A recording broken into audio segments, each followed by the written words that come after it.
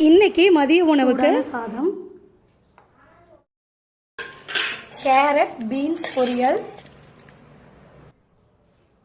அப்புறம் கத்திரிக்காய் பெரட்டல். இந்த கத்திரிக்காய் பெரட்டல் எப்படி செஞ்சேன்னு உங்களுக்கு அடுத்த வீடியோவில் காமிக்கிறேன். கீரை பொரியல்,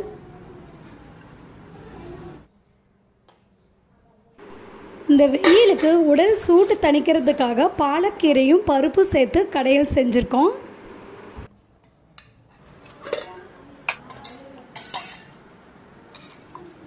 பருப்பு கீரையை வடித்து வச்ச தண்ணி, ஈர்த்த தண்ணி, நாட்டுக்கோழி முட்டை,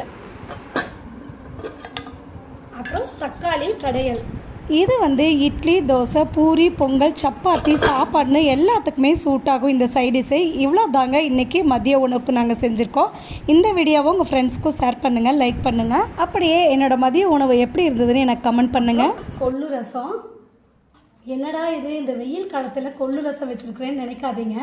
பனிக்காலத்தில் விட இந்த வெயில் காலத்தில் தான் அதிகமாக சளி பிடிக்கும்.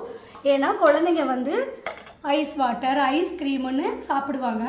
அப்புறம் வீட்டில் இருக்கிற பெரியவங்களுமே வேலைக்கு போயிட்டு வந்தால் கூட வேர்க்குதுன்னு சொல்லிட்டு ஒரு நாளைக்கு 3 வாட்டி 4 வாட்டி பச்சை தண்ணியில் குளிப்பாங்க. அதனால் உடனே சளி பிடிக்கும். அதுக்காக தான் நாங்கள் கொள்ளு ரசம் வச்சுருக்கோம்.